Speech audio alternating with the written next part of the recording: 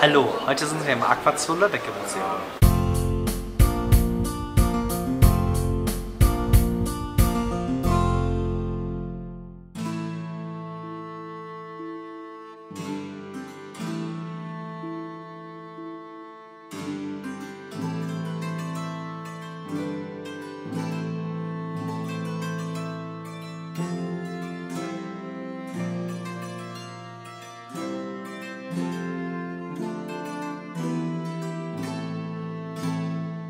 Ich bin Anna Warz, ich bin Promotionsstudentin in der Abteilung Orthopädie-Unfallchirurgie an der Universitätsklinik Bonn.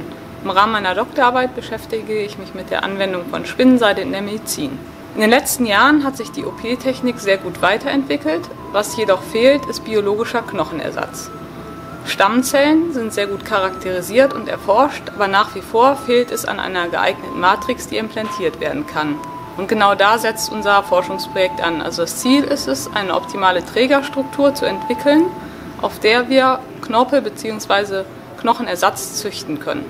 Gewebeverluste jeglicher Art, zum Beispiel nach Knochenbrüchen, Verkehrsunfällen, bei Knochentumoren stellen in der Chirurgie nach wie vor eine erhebliche Herausforderung dar, da das nachgebildete Knochengewebe meist nur eingeschränkt den Ansprüchen der ursprünglichen Knochensubstanz gerecht wird.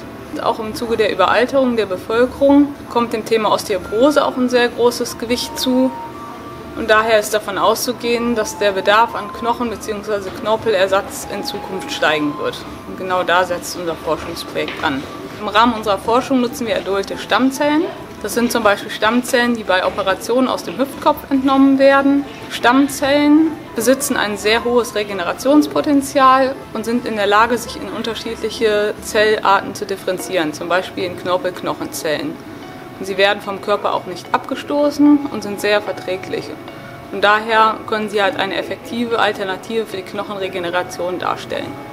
Wir stehen hier vor den tropischen Seidenspinnen, die auch im Aquazoo hier beheimatet ist. Die Nephila senegalensis, eine tropische Seidenspinnenart, die sehr reißfeste Seide hat. Spinnenseide weist besondere biomedizinische Eigenschaften auf, die das Material für die Medizin sehr interessant macht. Sie ist sehr reißfest, sie ist extrem dehnbar, sie ist biodegradierbar, antibakteriell und wird vom Körper nicht abgestoßen. Außerdem kann sie Temperaturen bis 250 Grad tolerieren, was halt für uns wichtig ist, weil die Seide vorher, bevor wir sie im Labor nutzen, autoklaviert werden muss, also steril gemacht werden muss.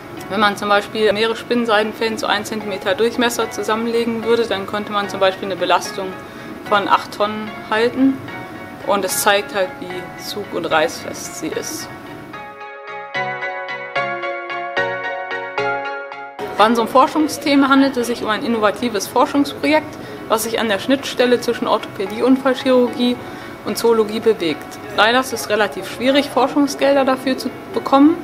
Daher haben wir zusätzlich eine Crowdfunding-Kampagne über Startnext ins Leben gerufen, die noch bis zum 2.3. läuft. Und Spendenbescheinigungen können ab 100 € über die Uniklinik Bonn ausgestellt werden. Jeder, der sich mal im Alter später irgendwie den Arm, das Bein bricht, wird auf Knochenersatz angewiesen sein und dem wird auch meine Forschung zugutekommen.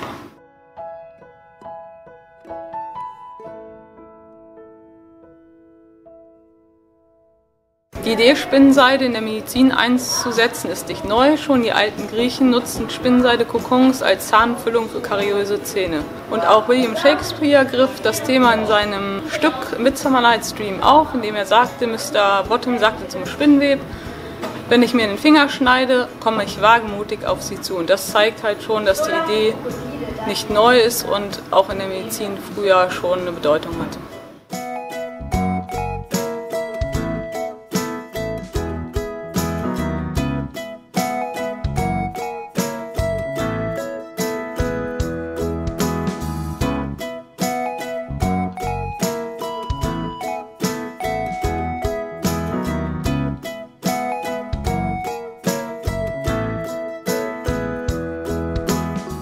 Abonniert jetzt den Kanal, schreibt eure Frage in die Kommentare und vergesst nicht, dem Video ein Like zu geben.